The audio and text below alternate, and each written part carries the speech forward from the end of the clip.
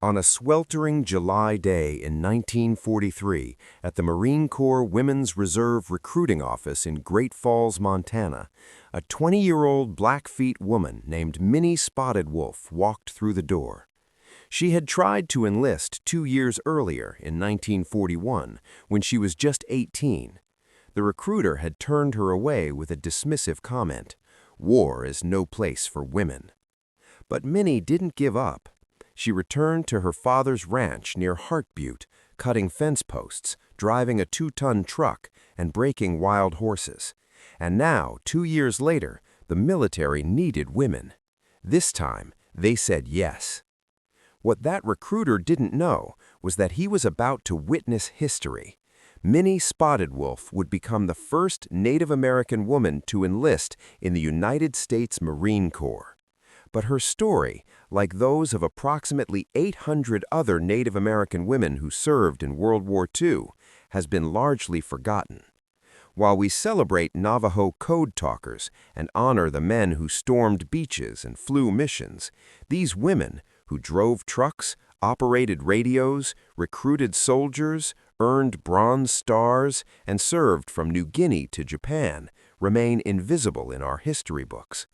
This is their story, the story of Native women who served a country that had stolen their land, forcibly removed them to reservations, and sent their children to boarding schools designed to erase their culture.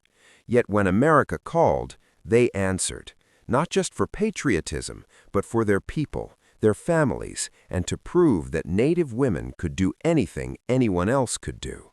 To understand why Native American women enlisted, you have to understand what life was like on reservations in 1941.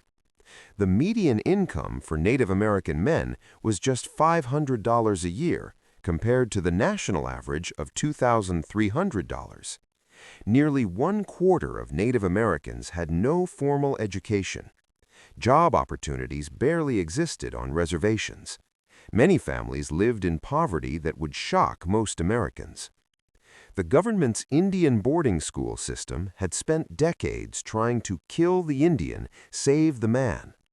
Children were forcibly removed from their families and sent to institutions like the Carlisle Indian School and Haskell Indian School, where they were punished for speaking their languages, forbidden from practicing their traditions, and taught that their culture was inferior.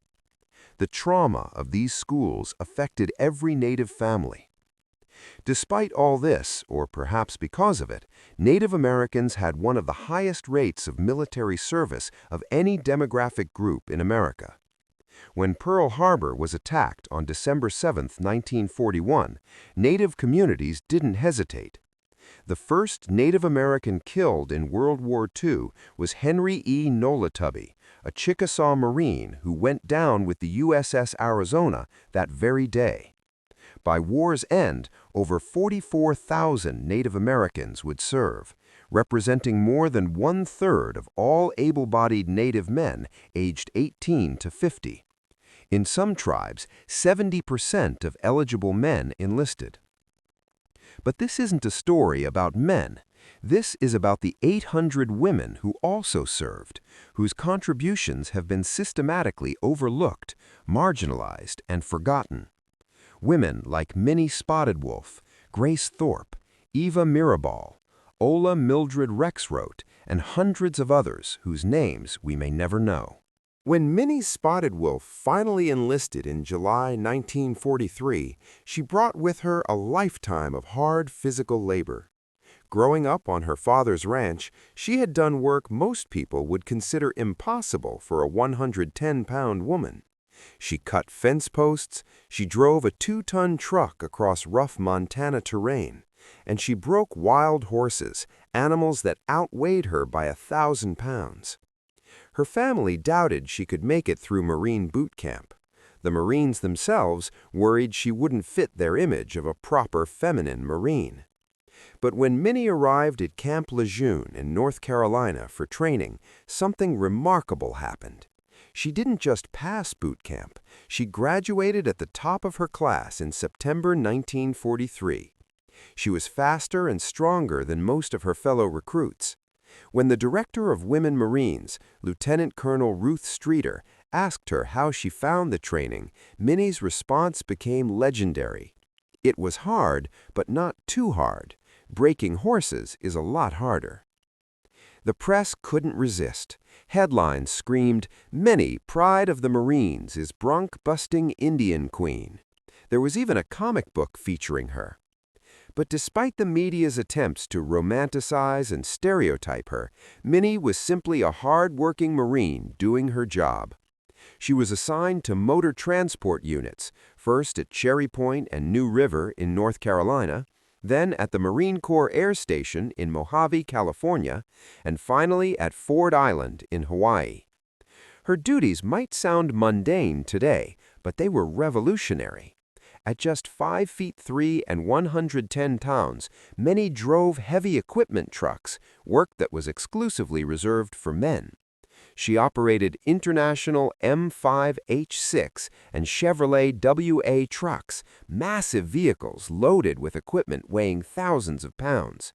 Her commanding officer, Colonel Frank D. Weir, called her a little Indian dynamo. Her driving skills were so exceptional that she was regularly assigned to drive visiting generals and high-ranking officers around the bases. On one occasion, she drove Secretary of the Navy James Forrestal. On another, she served as the driver for First Lady Eleanor Roosevelt when Roosevelt visited the Mojave Air Station. Minnie received 2 commendations from her commanding officers for outstanding service. She served for 4 years until her discharge in 1947, holding the rank of Private First Class. While Minnie was breaking barriers in the Marines, another Native woman was making her mark in the Women's Army Corps. Her name was Grace Thorpe, and she carried a famous legacy. Her father was Jim Thorpe, arguably the greatest athlete of the 20th century, Olympic gold medalist, professional football and baseball player, a man who had competed in the 1912 Olympics wearing mismatched shoes he'd found in a garbage can and still won. Grace was born in Yale, Oklahoma in 1921, the youngest daughter of Jim Thorpe and Iva Margaret Miller. She was of Sac and Fox, Potawatomi, Kickapoo, and Menominee heritage, and a direct descendant of Chief Black Hawk. Her parents gave her the native name Notnoqua, Wind Woman, after her great-grandmother. The name referred to the power of the wind before a storm. She would live up to it. When war broke out, Grace was living with her father in Dearborn, Michigan, where he worked at the Ford Motor Company. Eager to contribute to the war effort, Grace took a job at Ford's Rouge factory in 1943, working on aircraft assembly lines as a riveter. She was one of thousands of Native women who left reservations to work in defense plants on the West Coast and Midwest, as many as 1 in 4 Native American women during the war. But after 4 months of factory work, Grace decided to enlist in the Women's Army Auxiliary Corps, which became the Women's Army Corps, WAC, in 1943. Her reasoning was practical and selfless. "I made the switch from war worker to WAC because of lack of ties. Some other woman, possibly one with a small child, could do my former job, but would not be able to make the grade for enlistment." Grace completed basic training at Fort Oglethorpe, Georgia, reaching the rank of corporal. Initially, she was assigned as a WAC recruiter, traveling to Montana and Arizona. Wherever she went, press photographers followed, asking Jim Thorpe's daughter to pose throwing a football in her uniform. But Grace had enlisted for adventure and to serve overseas, and in 1944 she got her wish. Grace was deployed to the Pacific Theater.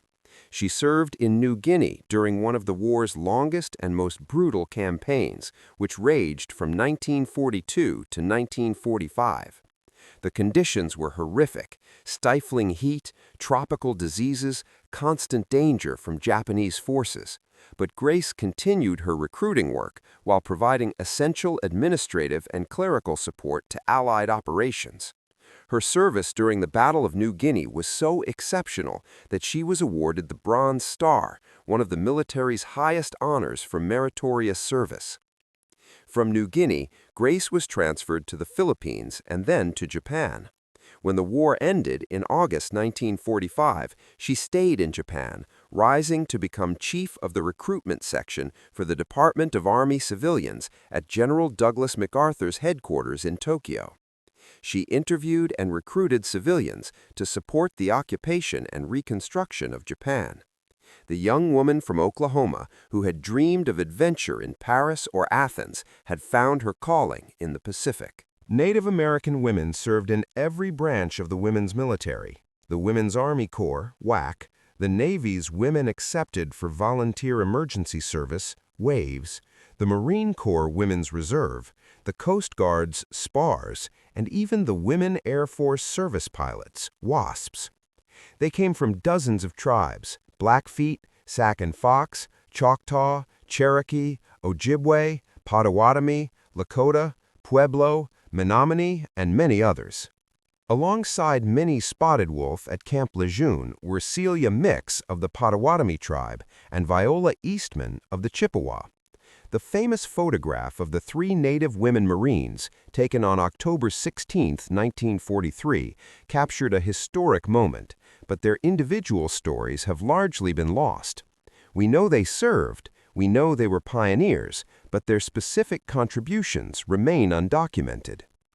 Ola Mildred Rexroth, an Oglala Lakota woman from Pine Ridge, South Dakota, became the only Native American woman in the Women Air Force Service Pilots. The WASPs flew every type of military aircraft, ferrying planes from factories to bases, towing targets for live anti-aircraft artillery practice, and testing repaired aircraft. 38 WASPs died during their service. Millie survived and continued flying after the war. In Oklahoma, a group of Native women from different tribes formed what became known as the Sooner Squadron of the Coast Guard's SPARS. Cousins Mildred Cleghorn Womack and Corrine Koshue Goslin, both Otow, enlisted together. Friends Lula May O'Bannon and Lula Bell Everidge, both Choctaw and both teachers, joined together and served together throughout most of the war. Nellie Locust, Cherokee, also joined. These women attended Haskell Institute, the Indian boarding school, where they had experienced harsh discipline that ironically prepared them better for military life than it traumatized them. O'Bannon and Everidge started their service doing secretarial work at the Coast Guard Field Office in Philadelphia. But O'Bannon impressed her commanding officer, Captain Eugene A. Coffin, so much that he recommended her for officer training. O'Bannon and Everidge became the first Native American women to attend the Coast Guard Academy. In 1945, Captain Coffin selected O'Bannon to accompany him to Honolulu, Hawaii, where she was stationed when the war ended. She remembered, dancing in the streets, the whole town was celebrating. What a glorious day that was. Not all Native women in uniform carried guns or drove trucks. Some fought with creativity. Corporal Ava Mirabal of Taos Pueblo served in the WAC from 1943 to approximately 1947 as a full-time artist. She was commissioned to paint murals at military installations, including a massive mural at the Buell Planetarium in Pittsburgh, Pennsylvania, and another titled Bridge of Wings at Patterson Field, Ohio, now Wright-Patterson Air Force Base. But Ava's most lasting contribution was a comic strip she created for the Women's Army Corps publication called G.I. Gertie. The comic followed the adventures and misadventures of a young servicewoman, bringing humor and humanity to military life. Original strips are incredibly rare today, but G.I. Gertie was widely read and loved during the war. After her discharge in 1947, Ava continued her art career in Taos until her death in 1968. These women didn't just serve in combat support roles. They operated radios, maintained aircraft engines, worked as nurses, drove ambulances, served as translators, managed supply chains, and performed countless other duties. They worked in sawmills on reservations when men left for war. They learned to shoot rifles as part of domestic defense training. They welded ships and built aircraft in defense plants from Seattle to San Diego. Serving in the military didn't mean Native women escaped racism and stereotyping. Far from it. The press coverage of Native servicewomen was often deeply problematic. Headlines referred to Grace Thorpe and other Native WACs as Indian girls. When Nellie Locust's photo appeared in the Miami Herald in 1944, the headline read, "Cherokee Princess, Indian Girl Helps Nation in War Work," invoking the tired and inaccurate princess stereotype. Minnie Spotted-Wolf was repeatedly called the bronc-busting Indian Queen, as if her ability to break horses was more important than her skill as a heavy equipment operator and her courage as a Marine. Journalists asked invasive questions about tribal customs and treated Native women as exotic curiosities rather than as soldiers doing their jobs. Even well-meaning coverage often reinforced stereotypes about Native Americans as vanishing relics of the past, rather than modern. Within the military, Native women faced additional challenges. Some commanding officers doubted their abilities. Some fellow service members held racist views.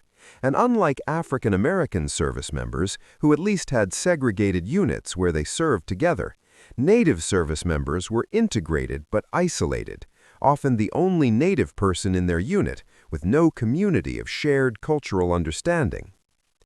The women in the Sooner Squadron faced questions about blood quantum, the percentage of Native ancestry. In one interview, Corrine Goslin felt compelled to distinguish herself and her cousin Mildred Womack as full-blooded Indian, while others were not. This reflected the divisive and racist blood quantum policies that the federal government had imposed on tribes to determine membership and eligibility for benefits. These policies continue to cause pain and division in Native communities today. Native women also navigated the same sexism all women in uniform faced. The Women's Army Corps wasn't created until 1943. The Navy resisted creating WAVs because senators like David I. Walsh of Massachusetts believed women in the military would tend to break up American homes and would be a step backwards in the progress of civilization. When women did serve, they faced constant scrutiny about their femininity, their morals, and their proper place. The impact of Native women's service extended far beyond the battlefields and bases where they worked. By 1944, Native Americans collectively spent $50 million on war bonds, an enormous sum given their poverty. They donated cash, crops, and handmade items to organizations like the Red Cross. Tribes leased land to the government for military training areas and as sources of vital war materials like oil. The exodus of women from reservations to serve in the military and work in defense plants marked one of the largest migrations of Native people since the reservation system began. In 1940, only 5% of Native Americans lived in cities. By 1950, that number had jumped to nearly 20%.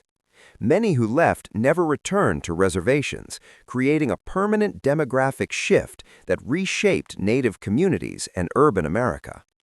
For the women who served, military experience opened doors that had been firmly closed before. They learned trades and skills. They traveled the world. They proved to themselves and others that they were capable of anything. Many used their GI Bill benefits to pursue education. Minnie Spotted-Wolf returned to Montana, married Robert England, earned a 2-year degree in elementary education in 1955, and later a BS in elementary education in 1976. She taught for 29 years on the Blackfeet Reservation. Grace Thorpe's post-war life became a testament to the power of her native name, Wind Woman. She attended the University of Tennessee and the Antioch School of Law. She became a tribal district court judge and health commissioner for the Sac and Fox Nation. In 1960-1970, she joined the occupation of Alcatraz Island, managing publicity for Native activists demanding rights and recognition. She worked as a legislative assistant for the Senate Select Committee on Indian Affairs. But Grace's most important work came in the 1990s when she led the fight against nuclear waste storage on tribal lands. She co-founded the National Environmental Coalition of Native Americans and successfully convinced 15 of 17 tribes to withdraw from a government program that would have made their reservations dumping grounds for radioactive waste. In 1999, she received the Nuclear Free Future Award for this critical environmental justice work. When she died in 2008 at age 86, she was remembered as one of the great Native rights activists of the 20th century. Despite their contributions, Native women veterans have been systematically erased from WWII history. While movies celebrate white male soldiers and the Navajo code talkers have finally received recognition, the 800 Native women who served remain invisible. There are no blockbuster films about Minnie Spotted-Wolf driving generals across Hawaii, no prestigious documentaries about Grace Thorpe earning her Bronze Star in New Guinea, no Hollywood actresses playing Eva Mirabal creating art that lifted military morale. When Native American military service is discussed, it's almost always about men. Code talkers, the 45th Infantry Division, Ira Hayes raising the flag on Iwo Jima. These stories are important and deserve to be told, but where are the women? Where is their place in our national memory? This erasure isn't accidental. It reflects the intersection of multiple forms of marginalization. Native Americans are already underrepresented in mainstream American history. Women's military contributions have historically been dismissed as non-combat support roles, less worthy of recognition than combat veterans. And Native women face both racial and gender discrimination, making them doubly invisible. The erasure continued after the war. Many Native veterans returned to find the same discrimination and poverty they'd left. Despite their service, they often couldn't access GI Bill benefits because of jurisdictional issues on reservations. They couldn't vote in some states. Native Americans weren't granted full citizenship and voting rights until 1948, and some states restricted Native voting even after that. They found that their military service hadn't earned them the respect or opportunities they'd hoped for. It's taken decades, but recognition is slowly coming. In August 2019, a section of U.S. Highway 89 in Montana was officially dedicated as the Minnie Spotted-Wolf Memorial Highway. The ceremony brought together her family, members of the Blackfeet tribe, and veterans from across Montana. The Montana State Legislature measure that authorized the naming highlighted how her ranch working experience served her well as a heavy equipment operator and driver for the United States Marine Corps. When Minnie died in 1988 at age 65, she was buried in her Marine Corps uniform, a request she made to her daughter. She remained proud of her service throughout her life. The highway dedication, 31 years after her death, was long overdue but deeply meaningful to her community and family. The Smithsonian's National Museum of the American Indian has created an exhibition called Why We Serve: Native Americans in the United States Armed Forces, which includes Native women's stories. The museum has digitized the Grace F. Thorpe collection, preserving her papers, photographs, and memorabilia for researchers and the public. In 2022, the Department of Veterans Affairs featured Grace Thorpe as its Veteran of the Day, recognizing her WAC service and her broader legacy. But these recognitions, while important, are small compared to the scale of what these women accomplished and what they endured. There are no monuments on the National Mall to Native women veterans. No Presidential Medal of Freedom awarded posthumously to Minnie Spotted-Wolf. No national holiday or recognition day. The vast majority of Americans have never heard their names or their stories. You might wonder why any of this matters now, more than 80 years after these women enlisted. Here's why. Native American women continue to serve in the U.S. military at higher rates than any other demographic group. Today, almost 20% of all Native American service members are women, compared to approximately 15% of all other service members. They are the descendants and spiritual heirs of Minnie, Grace, Eva, and the other 800. These modern Native women service members stand on the shoulders of pioneers who broke barriers, endured discrimination, and proved that Native women could do anything. They deserve to know their history. They deserve to see themselves reflected in the story of American military service. And all Americans deserve to understand the full scope of who defended our country in its darkest hour. The story of Native women in WWII also forces us to confront uncomfortable truths about American history. These women served a country that had committed genocide against their people. They fought for freedoms that they themselves didn't fully enjoy. They risked their lives for a nation that had stolen their land and attempted to destroy their cultures. That paradox, that complexity, is part of the American story that we must acknowledge. Their service challenges simplistic narratives about WWII as the good war, where America was purely heroic. It was heroic. These women's service proves that. But it was also complicated. You can honor their service while acknowledging the injustices they faced. In fact, you must do both to truly understand their sacrifice.